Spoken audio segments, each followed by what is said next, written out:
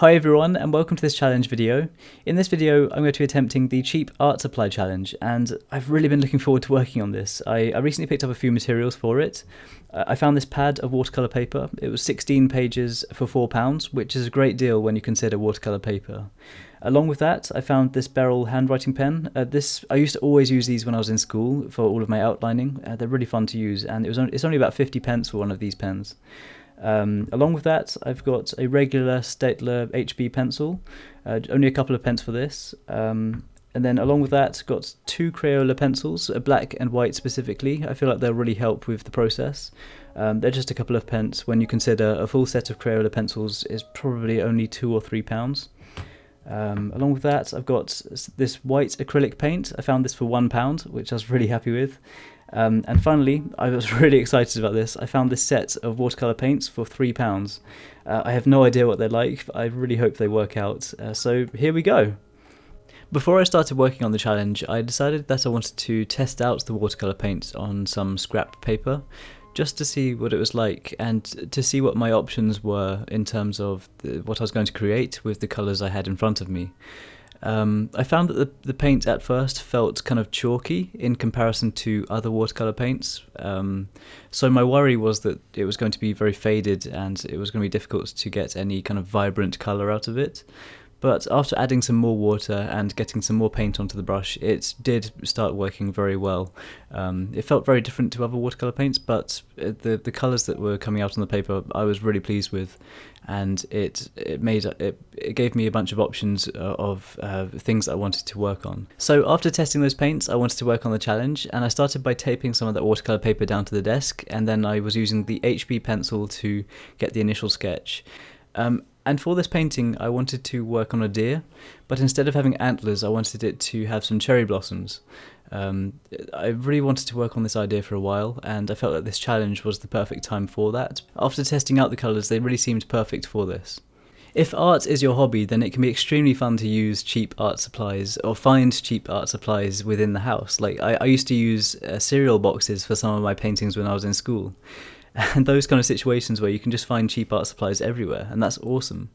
The only situation where I find it's important to start using more expensive equipment, or at least invest in something more expensive, is when you are a professional artist or you're seeking to become a professional artist and you're aiming to sell your work, or if you want to work on commissions.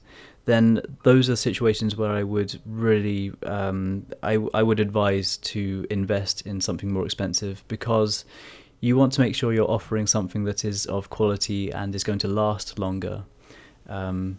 So in those situations, I wouldn't want to use the back of a cereal box.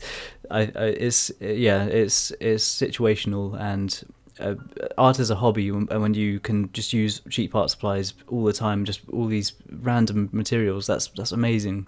But if you're going to sell your work, then it definitely is then more important to spend a bit more money. Once I'd completed the sketch and I was happy with how it was looking, I started adding some watercolour paint, starting with very light colouring to begin with. I really didn't want to start with dark colouring and then end up making a mistake, so starting light and then building up the layers was the best way to go about it. And I just started by adding all of the brown colouring first, and then used the black paint to add all of the grey tones over the top of that afterwards. And I was actually really pleased with the black paint. I was able to get the really dark tones for the deer's eyes and nose.